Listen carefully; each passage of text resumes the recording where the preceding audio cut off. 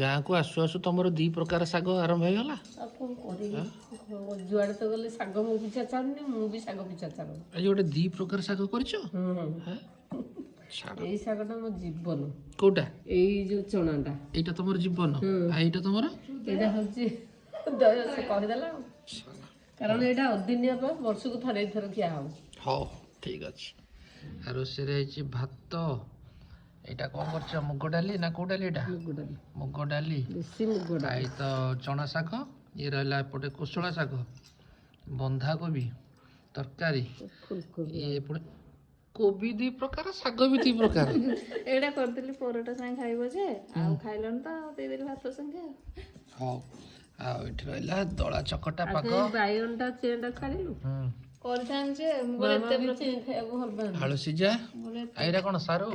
ହଁ ଆଳୁ ସିଝା ସାରୁ ସିଝା ଆଉ ଖାଲି ଟମାଟୋ ଦବ, କଞ୍ଚା ଲଙ୍କା ଟିକେ ଦବ। ହେଇ ଦେଖିଲ କଞ୍ଚାଲଙ୍କା ଦିଏ ଏତେ ପ୍ରକାର ହେଇକି ବି ତମେ ହେଇ ଦଳା ଦଳି ପାଖରେ ଅଟକି ଯାଉଛ। କ'ଣ କରିବା, ପାଦ ତ ସେଇ ଜାଗାରେ ଅଟକି ଯାଉଛି ଆଉ।